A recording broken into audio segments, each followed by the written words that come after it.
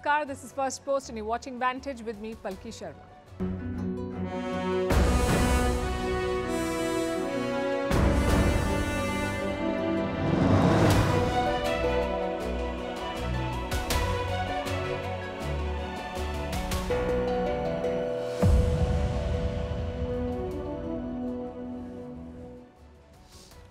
We begin with Israel's war on Hamas. The attack on a refugee camp in Gaza is backfiring. Europe is mulling sanctions on Israel. Netanyahu calls the strike a mistake, but he's not ending the offensive. In the other war, American weapons are failing. So Ukraine is scouting for supplies from Europe, while France is sending soldiers to help Kiev. Meanwhile, Russia could recognize the Taliban regime. It would be a major political prize for the rulers of Kabul. We'll tell you why Putin is considering this. In the Indian election, the rhetoric over Pakistan is heating up. We'll bring you the highlights. Global debt has reached unsustainable levels. Household debt is increasing and India faces some risks. We'll discuss.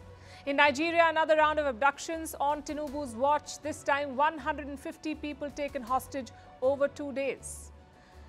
Is the US trying to break up Bangladesh? Sheikh Hasina's statements have triggered intense speculation. Will divorce be legal in the Philippines now? Right now, it's not. There's a heat wave in Kashmir. Temperatures in Pakistan and Rajasthan have crossed 50 degrees. How much heat can the human body take? How does heat hurt you? And why China is banning luxury influencers. They've taken down social media accounts of their Kim Kardashian. All this and more coming up. The headlines first.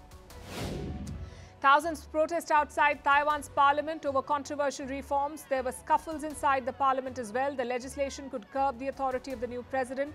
Critics fear the reforms will be used by China to influence Taiwan's politics. Beijing claims the entire island as its own territory. Egyptian President Abdel Fattah el-Sisi in China on a state visit. Leaders from the United Arab Emirates, Bahrain and Tunisia will also visit Beijing this week. They will attend a conference on cooperation between China and the Arab states. Beijing is trying to position itself as a mediator in the Israel-Hamas conflict. Ukrainian President Zelensky urges his American counterpart to attend the peace summit in Switzerland next month. The US president is yet to confirm his participation. Zelensky says Biden's absence will embolden Vladimir Putin. Russia has not been invited to this summit.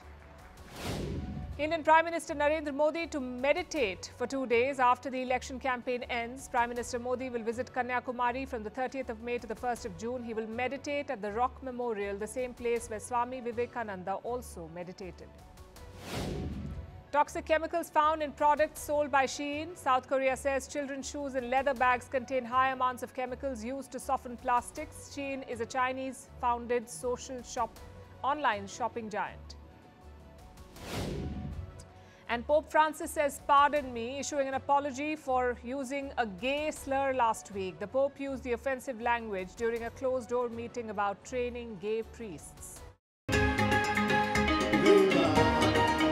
South Africa's May 29th elections. There was a start of change in the country. We are on the verge of history. I am standing here at the forefront of change where voices echo the call for action. The nation grapples with an unemployment crisis. As South Africans prepare to cast their votes, the question looms, will the winds of change usher in a new era, or will the legacy of the past maintain its grip on the future?